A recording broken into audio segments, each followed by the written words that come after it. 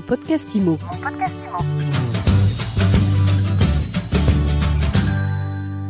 Bonjour et bienvenue dans ce nouvel épisode de mon podcast IMO. On est en live du congrès de l'AFNAIM et j'ai le plaisir de recevoir l'homme du jour, l'homme qui dirige l'immobilier depuis 5 ans, Jean-Marc Torolion. Bonjour. Bonjour Ariane. Alors c'est un grand jour aujourd'hui, le congrès. Vous intervenez en plénière dans quelques minutes. Et l'idée, c'est de faire un peu le bilan des 5 années passées à la tête de cette fédération des agents immobiliers. Oui, je vais le faire avec mes mots à moi et peut-être pas d'une façon très orthodoxe, mais effectivement, on a un bilan. Ce bilan, il est interne, il est externe. En interne, une fédération qui aura conquis 1500 adhérents supplémentaires sur ce mandat, une fédération qui aura reconstruit sa puissance financière, une fédération qui, je crois, aujourd'hui imprime un rayonnement, un certain niveau qui est reconnu.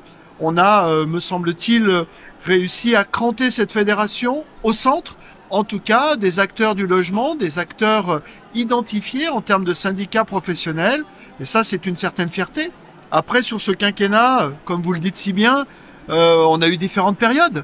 On a eu la loi Elan, où on a conquis la protection de nos dénominations. On a eu Vesta avec ses hauts et ses bas, je pourrais y revenir. On a eu les ordonnances de la copropriété que nous avons dû négocier, qui est un point important. Ça concerne 10 millions de logements et 6 000 professionnels. Nous avons eu une gestion de la période du Covid, qui est quand même une expérience unique quand vous êtes à la tête d'une fédération professionnelle. Et puis nous avons eu ensuite à négocier climat et résilience et ses suites. 4 ministres sur ce quinquennat, Monsieur Mézard, Monsieur de Normandie, Madame Vargon, Monsieur Olivier Klein, qui nous fera l'honneur d'être présent demain.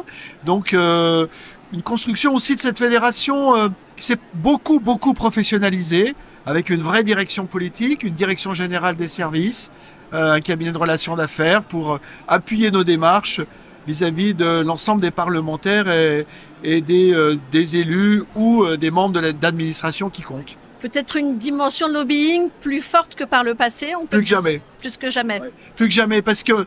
Alors moi j'aime ce terme lobbying, j'en ai pas honte, parce que le lobbying, c'est au fond apporter, à mon sens, un éclairage qui est le nôtre, à nos interlocuteurs d'en juger et la pertinence et le bon fondement. Mais je me suis aussi employé à objectiver à chaque fois notre action et surtout à comprendre les enjeux politiques de nos interlocuteurs pour aussi trouver toujours une solution de sortie par rapport à la problématique que nous évoquions. Et je crois que c'est une des grandes caractéristiques reconnues de ce mandat, c'est que nous n'arrivons pas sur une opposition sans avoir une solution. Alors, si vous deviez retenir 3 actions emblématiques de votre quinquennat, vous mettriez quoi? Vesta? Alors, 3 actions emblématiques. La conquête de notre identité professionnelle protégée par la loi, qui comprend la protection de nos dénominations et Vesta.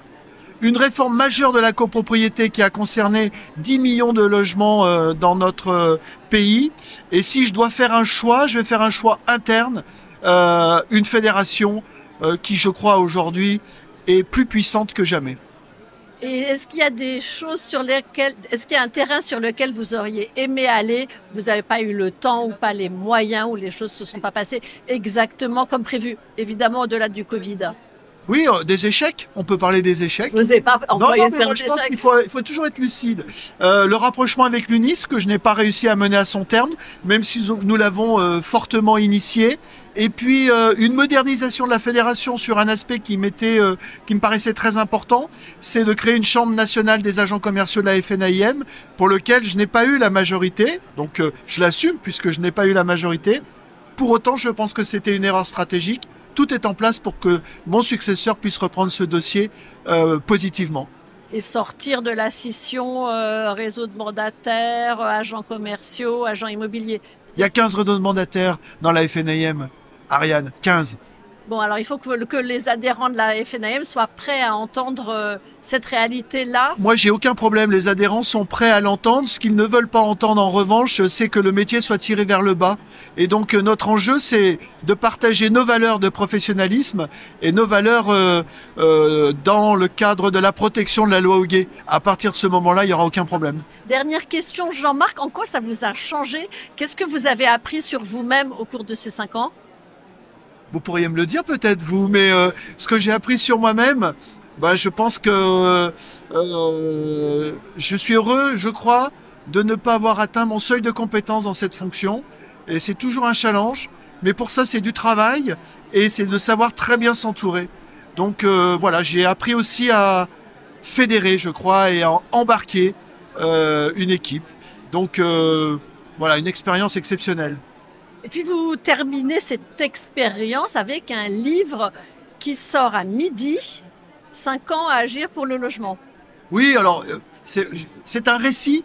C'est un récit qui se veut modeste, mais c'est le récit de ce mandat. On y apprend quelques petites anecdotes. On y apprend la façon dont nous travaillons. On y apprend les différents enjeux que nous avons affrontés, avec véritablement 3 séquences au fond. Une séquence très forte, 2018-2019, une séquence rude, 2020-2021, et puis une séquence, j'allais dire de sortie, mais où on a certaines frustrations de ne pas avoir tout fait. Voilà, et je pense que c'est ce récit, beaucoup d'adhérents s'y reconnaîtront, beaucoup de journalistes s'y reconnaîtront, beaucoup de lobbyistes s'y reconnaîtront, et beaucoup de politiques du logement s'y reconnaîtront. Bon, mais on a hâte de le lire. Merci beaucoup. Merci Ariane, et merci pour votre fidélité. Et j'allais dire, ça a toujours été un plaisir de dialoguer avec vous. Et ce n'est pas terminé. Merci. Merci Jean-Marc. Et je vous dis à très vite pour un nouvel épisode de mon podcast IMO à écouter tous les jours sur MySuite IMO et sur toutes les plateformes. Mon podcast IMO. Mon podcast IMO.